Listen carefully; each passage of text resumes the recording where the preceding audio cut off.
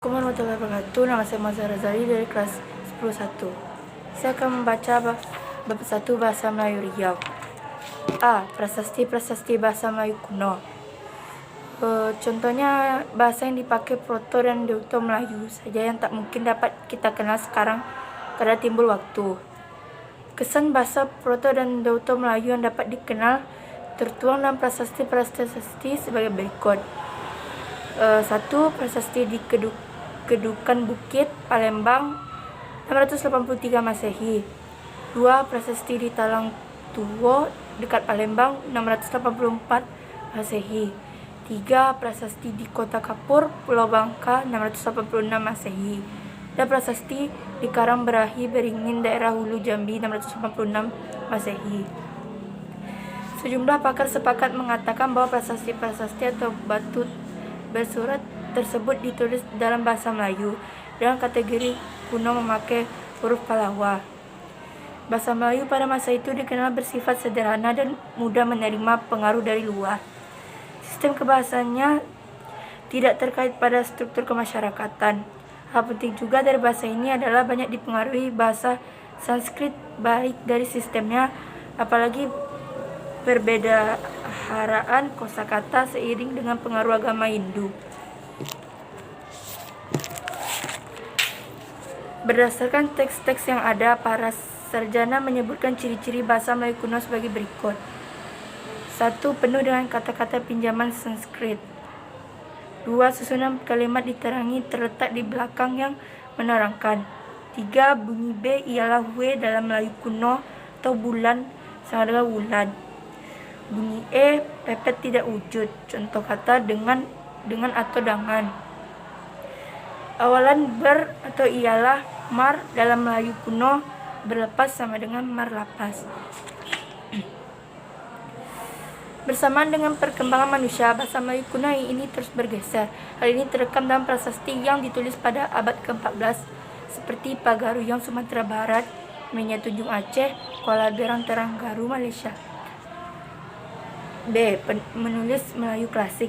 Sebagaimana diungkapkan sejarawan abad ke-14, kawasan Selat Malaka semakin ramai yang tidak saja memikat hati bangsa-bangsa yang bersempadan, tetapi juga bangsa Eropa. Dapat disimpulkan bahwa perkembangan bahasa Melayu mengalami fase baru dengan kukuhnya Kemaharajaan Melayu yang berpusat di Malaka. Bagian penting dalam menyuburkan bahasa Melayu pada fase ini adalah munculnya kerajaan Aceh di Sumatera yang mematrikan dirinya sebagai negara Islam. Dari bukti-bukti yang ada, dapat ditarik kesimpulan bahwa ciri-ciri bahasa Melayu klasik adalah 1. Banyak menyerap kosakata Arab. 2. Menggunakan aksara Arab. 3. Kalimatnya panjang-panjang, berulang, berbelit-belit. 4.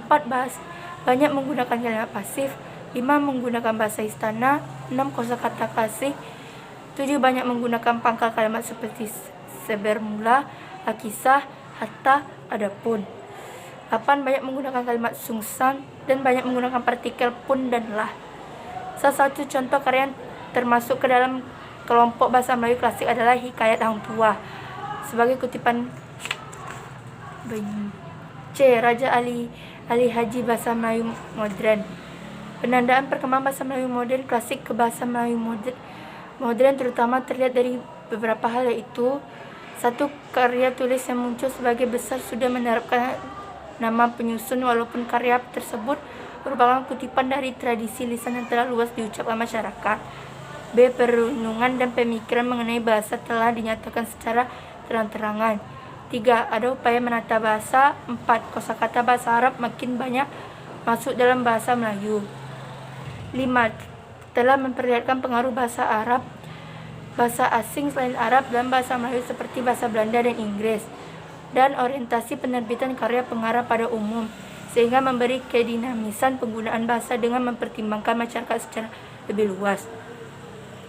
Dari ciri-ciri di atas tidak salah meletakkan Raja Al-Haji sebagai tokoh utama perkembangan bahasa Melayu modern. Patut diakui pengelutan bahasa Melayu modern ini tidak terbelakangi dengan semakin melemahnya kemerharjaan Melayu baik secara politik maupun ekonomi.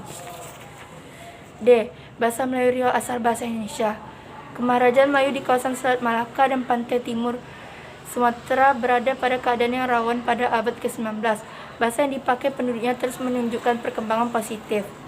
Peningkatan kepopuleran bahasa Melayu sama sekali bukan karena jumlah murid sekolah pada zaman VOC yang besar.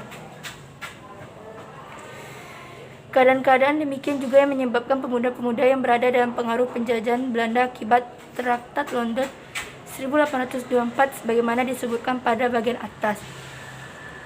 Khusus pernyataan tentang berbahasa satu yakni bahasa Indonesia tersebut dipandang dari sudut kebudayaan.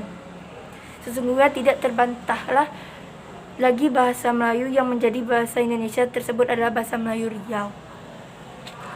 Sejak lama pakar bahasa dan budaya bersepakat mengatakan bahasa Indonesia tersebut berasal dari bahasa Melayu Riau. Dialek dalam bahasa Melayu Riau. Keragaman geografis dan dinamika masyarakat menyebabkan ucapan dalam suatu bahasa kadang-kadang terdengar tidak seragam atau yang disebut dialek. Secara garis besar, dialek dalam bahasa Melayu dapat dibagi ke dalam 6 kelompok sebagai berikut. UU Hamdi 2006, yaitu dialek masyarakat asli, dialek Petalangan, dialek Rokan, dialek Kampar, dialek Rantau Kuantan, dialek Riau Pesisir. Demikian itu yang bisa saya sampaikan dari rangkuman bab 1 bahasa Melayu Riau. Lebih kurang saya mohon maaf. Assalamualaikum warahmatullahi wabarakatuh.